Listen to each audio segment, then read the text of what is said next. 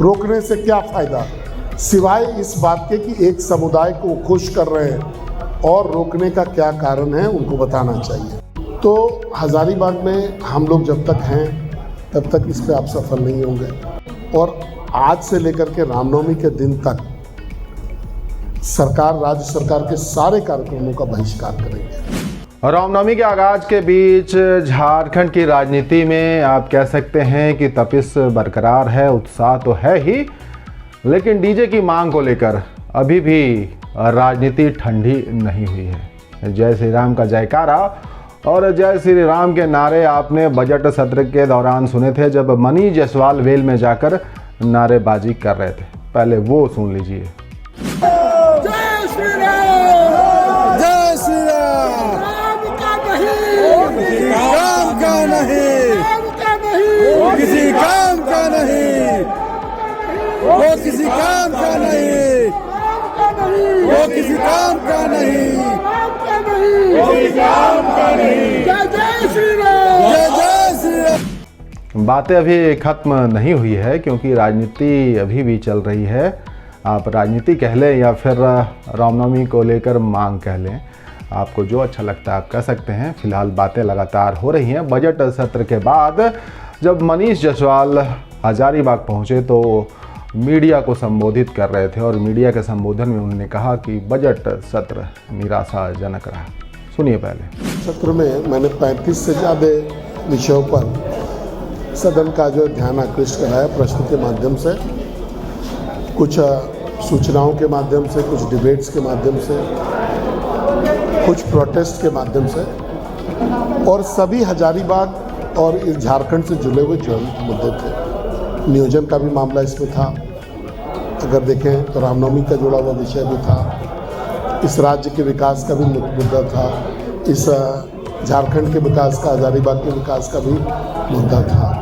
लेकिन कुल मिला जुला करके ये एक निराशाजनक सत्र था, इसलिए कि यहाँ पर किसी भी समस्या का समाधान होता हुआ नहीं दिखा। केवल आश्वासन मिला, देख लेते हैं, दिखवा लेते हैं, कर लेते हैं, लेकिन हो कुछ भी नहीं रहा। ज़मीनी स्तर पर अगर आप देखेंगे तो कुछ भी नहीं हो रहा है। डीजे की मांग को लेकर अभी भी आप कहेंगे कि बहुत बातें की जा रही हैं। मनीष जायसवाल ने कहा है कि वो किसी भी राज्य सरकार के कार्यक्रम में भाग नहीं लेंगे, यानी कि बहिष्कार करेंगे। सुनिए क्या कुछ कह रहे हैं। रामनवमी की खबरें अभी भी चल रही हैं, बरकरार है। सुनिए पहले। सरकार ने जो है किसी एक यंत्र को बिना कोई कारण बताए हुए बैंड कर दिया है कि उसका डीजे का प्रयोग नहीं होगा। आपने कोई बहुत वैलिड कारण भी नहीं बताया। तो अगर आप हज़ारीबाग के रामनवमी का वैभव कम करना चाहते हैं, आप इसको अगर कुंठित करना चाहते हैं कि इसका जो पूरा जो शो है वो कम हो जाए, तो हज़ारीबाग में हम लोग जब तक हैं तब तक इस पे आप सफल नहीं होंगे।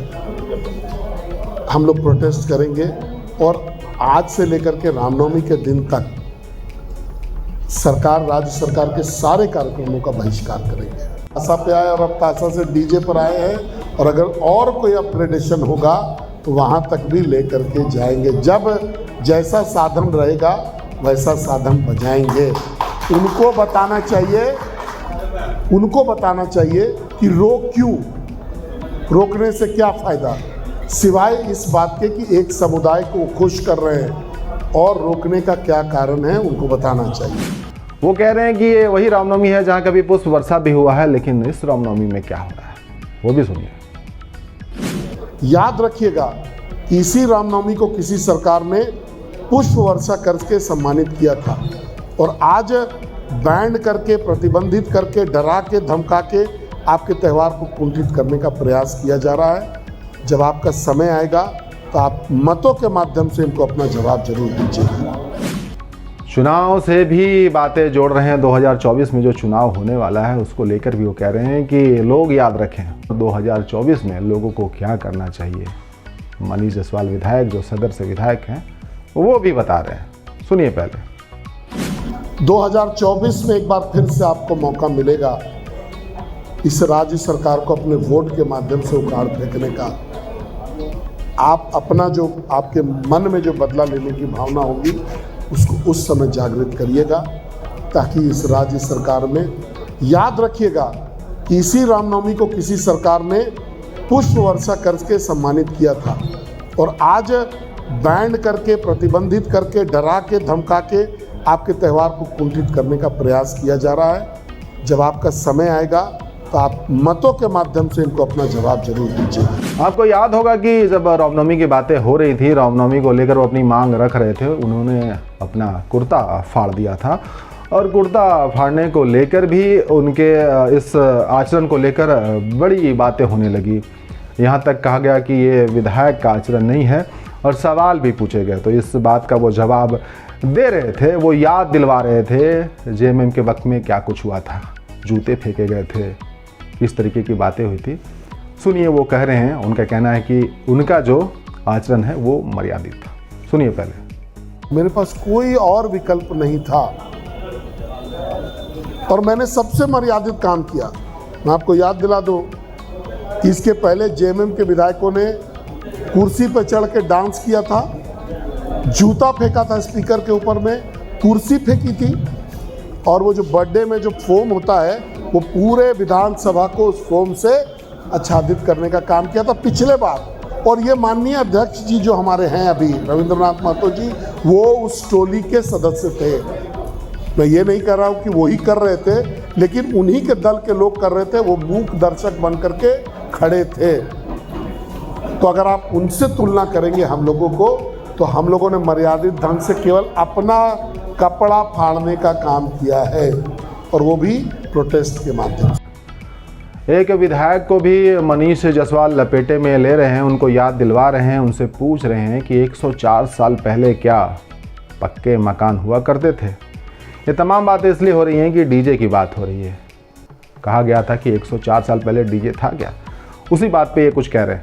सुनिए क्या कह रहे हैं। एक माननीय विधायक का स्टैंड चेंज होता रहता है, कभी कुछ बोलते हैं, कभी कुछ बोलते हैं। उनका स्टेटमेंट जरूर था कि 104 साल पहले डीजे नहीं था। तो मैंने उनसे पूछा भी है कि भाई 104 साल पहले आपके पूर्वज को रहने का पक्का मकान भी नहीं था, फूस का मकान था, खपड़ा का मकान था, तो आप अपने आप को काहे अपग्रेड कर लिए। और जब आप अपग्रेड कर सकते हैं